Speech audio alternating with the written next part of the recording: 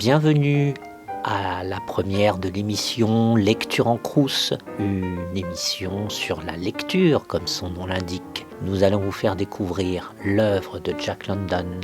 Jack London, né en 1876, parti en 1916.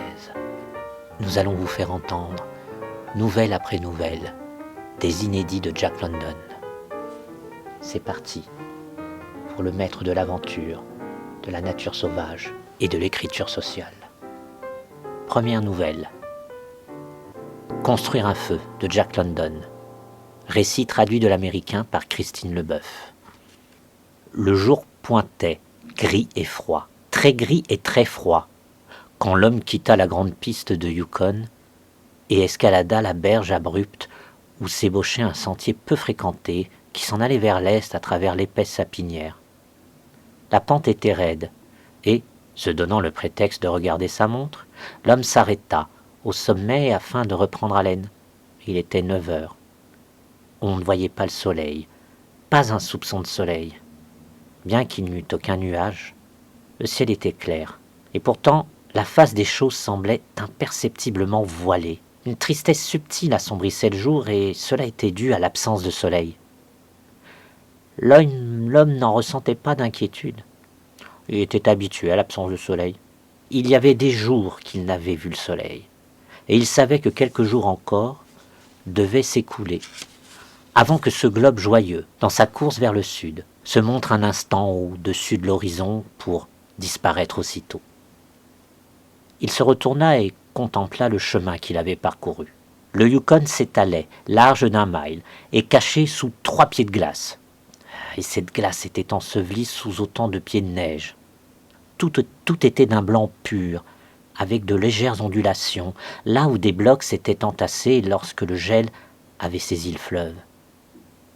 Au nord et au sud, aussi loin que portait son regard, l'homme ne voyait que blancheur, interrompu seulement par un mince trait sombre et sinueux qui apparaissait, au sud, au détour d'une île couverte de sapins, et serpentait, sinueux, vers le nord, où il s'effaçait derrière une autre île couverte de sapins.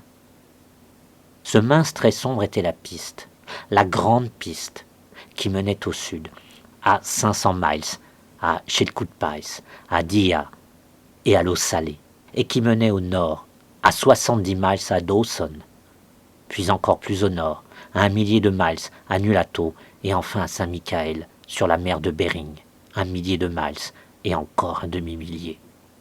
Mais tout cela, la piste mystérieuse, lointaine, mince comme un cheveu, l'absence de soleil dans le ciel, le froid terrible, l'atmosphère étrange et fantastique. L'homme n'en était pas impressionné. Ce n'était pas à cause d'une longue habitude. Il était un nouveau venu dans la région, un Sheshako, et c'était son premier hiver. Ce qui lui faisait défaut, c'était l'imagination. Il avait l'esprit vif et avisé quant aux choses de la vie, mais seulement aux choses, pas à leur signification. 50 degrés au-dessous de zéro représentaient 80 et quelques degrés de gel. Il s'agit ici bien sûr de degrés Fahrenheit, moins 50 degrés Fahrenheit, correspondent à peu près à moins 46 degrés Celsius. C'était un fait. Il en éprouvait le froid et l'inconfort, et rien de plus. Cela ne l'entraînait pas à méditer sur sa fragilité de créature au sang chaud, ni, en général, sur la fragilité de l'homme, qui ne peut vivre qu'entre d'étroites limites de température. Et de là, cela ne l'entraînait pas dans le champ des conjonctures sur l'immortalité, sur la place de l'homme dans l'univers. 50 degrés au-dessous de zéro représentaient la morsure douloureuse d'un froid contre lequel il convenait de se protéger au moyen de moufles, de cache-oreilles, de mocassins chauds et de grosses chaussettes. 50 degrés au-dessous de zéro. C'était pour lui tout simplement 50 degrés au-dessous de zéro. Qu'il pût y avoir là davantage était une idée qui ne lui était jamais venue à l'esprit. Au moment de reprendre sa route, il cracha, par curiosité. Une brève explosion crépita qui le fit sursauter. Il cracha de nouveau en l'air. Avant d'avoir atteint la neige, son crachat crépita. Il savait qu'à moins 50, la salive crépite sur la neige. Mais celle-ci avait crépité en l'air. Sans aucun doute. Il faisait plus froid que -50. Plus froid de combien, il l'ignorait. Mais la température n'importait guère. Il se rendait à la vieille concession sur la branche gauche de Anderson Creek, où les gars se trouvaient déjà. Il était arrivé dans la région de l'Indian Creek en franchissant la ligne de partage des eaux, tandis que lui faisait le tour afin d'examiner les possibilités de se fournir en rondins au printemps sur les îles de Yukon. Il atteindrait le camp vers 6 heures, un peu après la tombée de la nuit, certes, mais les gars l'attendraient. Un feu flamberait et un dîner chaud serait prêt. Quant à son déjeuner, il tâta de la main la grosse bosse qui saillait sous sa veste, sous sa chemise aussi, et enveloppée dans un mouchoir à même sa peau nue. C'était le seul moyen d'éviter que les biscuits ne gèlent. Il eut un sourire de satisfaction à la pensée de ces biscuits, tous fendus en deux, imprégnés de lard fondu et renfermés sur une tranche généreuse de lard frit. Il s'enfonça sous les grands sapins. La piste était indistincte. Il était tombé un pied de neige depuis le passage du dernier traîneau, et l'homme se félicitait de voyager à pied et sans bagages. De fait, il ne portait rien, hormis le déjeuner emballé dans son mouchoir. Tout de même, ce froid l'étonnait. Sûr qu'il fait froid, se dit-il en frottant de ses mains chaussées de moufle son nez et ses pommettes engourdies. Il avait une barbe fournie, mais la toison de son visage ne protégeait ni les hautes pommettes ni le nez qui pointait, ardent et agressif, dans l'air glacial. Un chien trottait sur ses talons, un gros chien de traîneau indigène, véritable chien-loup à la robe grise, que rien dans son aspect, ni dans son caractère, ne différenciait de son frère, le loup sauvage. L'animal se sentait déprimé par ce froid terrible. Il savait que ce n'était pas un temps pour voyager. Son instinct lui parlait plus juste qu'à l'homme, son jugement d'homme. En réalité, il ne faisait pas seulement plus froid que -50. Il faisait plus que -60, que -70. Il faisait 75 degrés au-dessous de zéro. Ce qui veut dire à peu près -60 degrés Celsius. Puisque l'eau gèle à 32 degrés au-dessous de zéro, cela représentait 107 degrés de gel. Bon, le chien ignorait tout des thermomètres. Peut-être n'y avait-il dans son cerveau nulle conscience précise d'une froidure extrême. Mais la bête possédait un instinct. Oppressée par une appréhension vague et menaçante, elle filait doux sur les talons de l'homme en guettant avidement son moindre geste insolite, comme si elle s'attendait à le voir établir un campement ou chercher quelques abris et allumer un feu.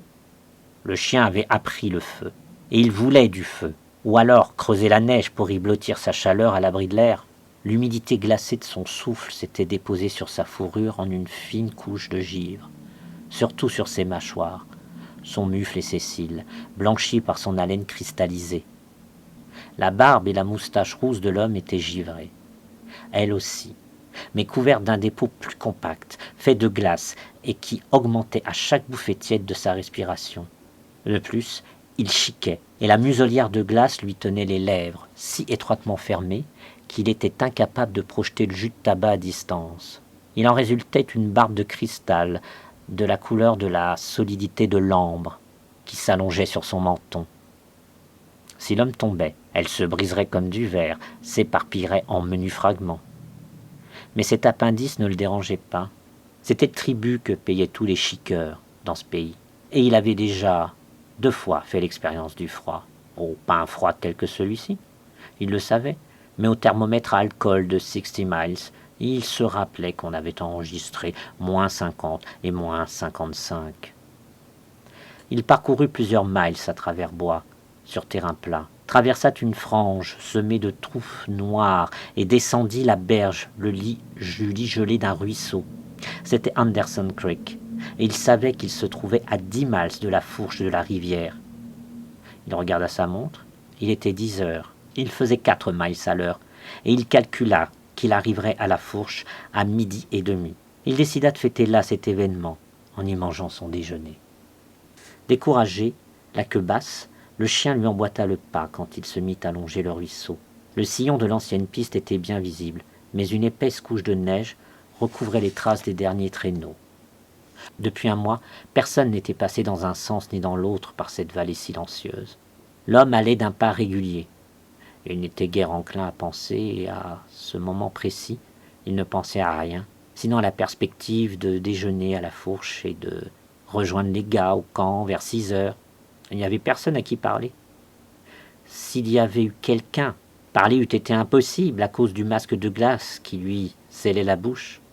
Il continua donc sa marche monotone, toujours chiquant et allongeant sa barbe d'ambre. À bientôt pour un nouveau poste de lecture en Crous, la suite de Construire un feu de Jack London.